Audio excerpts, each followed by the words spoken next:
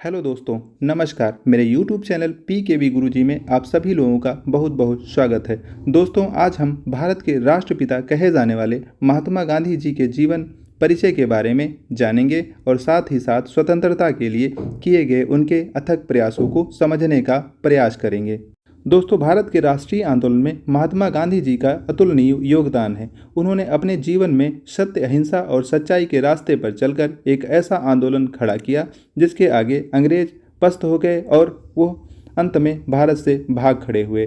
दोस्तों, गांधी जी और उन्हीं के जैसे कुछ महान नेताओं और क्रांतिकारियों के अथक प्रयासों के कारण ही हम आज स्वतंत्र जीवन जी पा रहे हैं और साथ ही लोगों के बीच अपने विचारों को स्वतंत्र रूप से रख पा रहे हैं। दोस्तों, हमारे देश के राष्ट्रपिता कहे जाने वाले मोहनदास करमचंद गांधी जी का जन्म गुजरात राज्य के एक तटीय शहर पोरबंदर में 2 अक्टूबर सन 1869 को हुआ था। दोस्तों, इनके पिता करमचंद गांधी गुजरात राज्य के ही ब्रिटिश राज्य की काठियावाड़ रियासत में दीवान थे। अत्यधिक संपन्न परिवार से जुड़े होने के कारण इनकी शिक्षा दीक्षा काफ़ी अच्छी रही। उन दिनों अल्पायु में ही विवाह होने के कारण इनका भी विवाह 13 वर्ष की अल्प अवस्था में हो गया था। लेकिन उच्च शिक्षा के लिए वे लंदन चले गए और वहां से वकालत की पढ़ाई पूरी की। वहां पर उन्होंने अंग्रेजों को काफ़ी सभ्य जीवन जीते हुए देखा। लेकिन जब नौकरी के लिए वे दक्षिण अफ्रीका में ब्रिटिश सरकार के ही फर्म नटाल कांग्रेस से वकालत के लिए जुड़े तो उन्होंने अंग्रेजों का दोहरा चरित्र देखा। इसकी अति तो दोस्तों तब हो गई जब उन्हें डरबन में एक यूरोपीय ट्रेन में बैठने पर अपमानित करके ट्रेन से उतार दिया गया।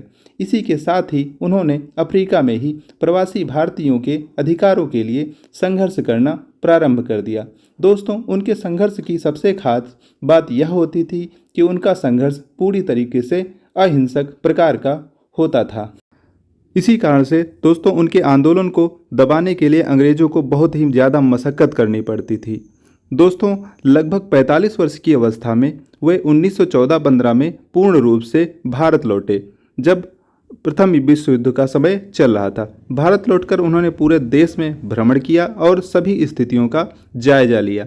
दोस्तों, फिर वे भारतीय राष्ट्रीय कांग्रेस जैसी संस्था से जुड़े, क्योंकि उस समय भारतीय राष्ट्रीय कांग्रेस बहुत ही मजबूत राजनीतिक संस्था थी और उस मंच से जब कोई बात कही जाती थी तो संपूर्ण देश के लोग उसे सुनते थे। दोस्तों, जब प्रथम विश्व युद्ध के दौरान वचन देकर भी अंग्रेज सरकार ने भारतीयों के प्रति अपने रवैये में कोई परिवर्तन नहीं किया, तब गांधी जी भी उनसे चिढ़ गए और अंग्रेजी कानूनों का बहिष्कार करना प्रारंभ कर दिया। उन्होंने सत्याग्रह का सहारा लिया, अर्थात सत्य के लिए आग्रह करने का बिगुल बजा दिया। दोस्तों, पहले उन्होंने बिहार में किसानों के लिए आंदोलन किया और फिर गुजरात में मिल मजदूरों के लिए आंदोलन किया और उन्हें उनके अधिकार दिलाए, और यह सब कार्य उन्होंने भूख हड़ताल और लगातार अनशन के दम पर संभव किया। तो रॉलेट एक्ट, जिसमें के तहत अंग्रेज किसी को भी बिना किसी सुनवाई के जेल में ठूस देते थे, फिर उसके बाद जलियांवाला बाग का नरसंहार और ने उनके मन को पूरी तरीके से झकझोर दिया। तब उन्होंने सोचा कि हिंदू मुस्लिम एकता के साथ ही अंग्रेज़ों से लड़ना उचित है। तब उन्होंने खिलाफत आंदोलन चलाया और इसके बाद भारतीयों का अंग्रेज़ों को सहयोग न देने के लिए असहयोग आंदोलन चलाया। इन सब घटनाओं के बाद गांधी जी की पहचान एक राष्ट्रीय नेता के रूप में हो चुकी थी। लोग उनकी बात सुनते थे और उनके कदमों पर चलते थे। दोस्तों, उनके इतने बड़े कद के बावजूद भी उन्होंने कभी भी राजनीतिक गतिविधियों में भाग नहीं लिया, अर्थात उन्होंने कभी भी किसी चुनाव में भाग नहीं लिया। कई बार उन्होंने अपनी बात मनवाने के लिए महीनों उपवास रखे।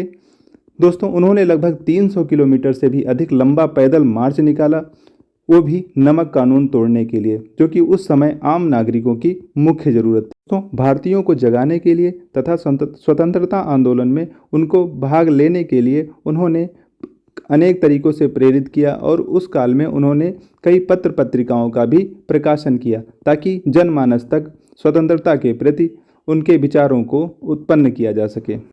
दोस्तों, 1930 के बाद उन्होंने सविनय अवज्ञा जैसे आंदोलन का प्रचार प्रसार किया, जिसके अंतर्गत भारतीयों को अंग्रेजों की बात न मानने के लिए प्रोत्साहित किया गया। दोस्तों, इन सब कार्यों के लिए उन्हें अनेक बार जेल में भी डाला गया, लेकिन वे अपनी बातों पर हमेशा अडिग रहते थे।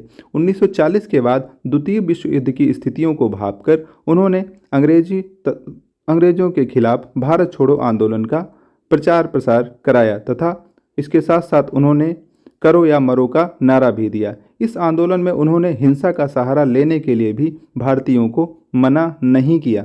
इस आंदोलन ने अंग्रेजों की भारत में जड़ें हिला दी।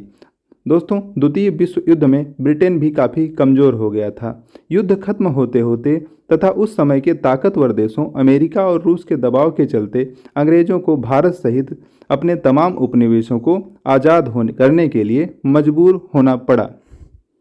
दोस्तों, सभी को साथ लेकर चलने वाले अपने उच्च विचारों के कारण ही स्वतंत्रता के तुरंत बाद उग्र विचारधारा के वाले नाथूराम गोडसे द्वारा उनकी हत्या कर दी गई।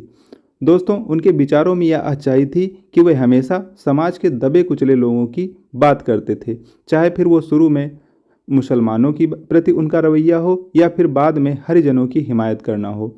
इसके लिए कोई भी वर्ग पूर्णतः उनके विचारों से संतुष्ट नहीं हो पाता था।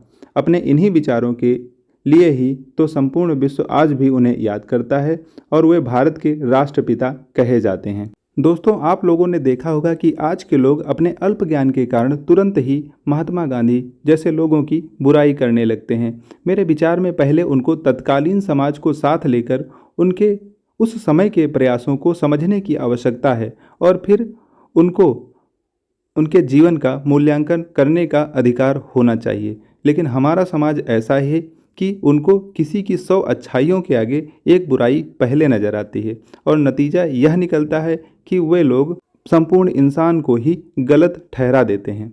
दोस्तों, अंत में मैं बस इतना कहना चाहूँगा कि हमें किसी भी इंसान का मूल्यांकन देश काल और परिस्थिति के हिसाब से करना चाहिए, न कि भावनाओं में बहकर। दोस्तों, वीडियो को पूरा देखने के लिए आप सभी लोगों का बहुत बहुत आभार। दोस्तों, जाने से पहले हमारे वीडियो को लाइक और चैनल को सब्सक्राइब अवश्य करिएगा। थैंक यू दोस्तों।